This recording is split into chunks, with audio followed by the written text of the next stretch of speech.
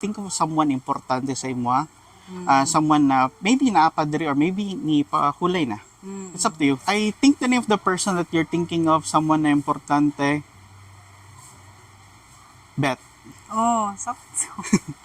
Pangate. Ito kayo. Wow, nice.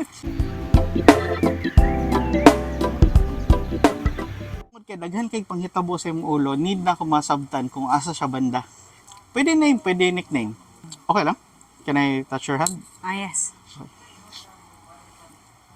Nangurog siya.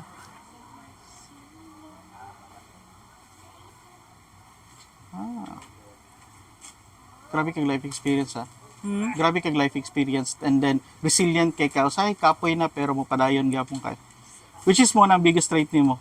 Oh. Di siya ka ganahan na mong pahulay. Pero usahay need mo mag-relax.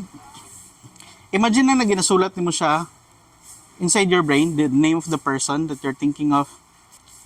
Dili kayo taas ang name eh. I think related siya sa Belen. Na I think duha ka letra dito. Think of the first letter. Is it the letter B? Oo. For some reason, madungog na ako ang Spice Girls, this To Become One na kanta. I think duha ka letra is isara sa kaninga name. Letter E? Okay, relax lang. I think the name of the person that you're thinking of, someone na importante, Beth. Oh, sakto.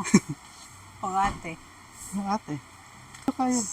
Wow, nice. Kayo. Sakto yun sa tunay mo.